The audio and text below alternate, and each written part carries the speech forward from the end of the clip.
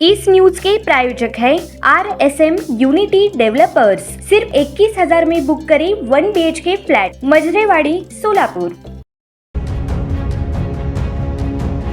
महिन्याला जवळपास 80 ते 90 हजार रुपये वेतन असणारे आरटीओचे मोटर वाहन निरीक्षक तानाजी शिवाजी धुमाळ वय 49 राहणार पुणे हे खासगी व्यक्ती अमोल आप्पासाहेब पाटील वय 50 राहणार सोलापूर याच्या माध्यमातून ट्रेलर चालकाकडून 2,500ची लाच घेताना रंगेहात पकडले। ही कारवाई सोलापूर जिल्ह्यातील नांदी चेकपोस्ट येथे जालन्याच्या लाचलुचपत प्रतिबंधक विभागाने गुरुवारी दुपारी 1 वाजण्याच्या सुमारास केली। या कारवाईसाठी पथकाने ट्रेलरमध्ये बसून चालकाचे सहकारी असल्याचे भासून कारवाई केली, अशी माहिती सूत्रांनी दिली आहे।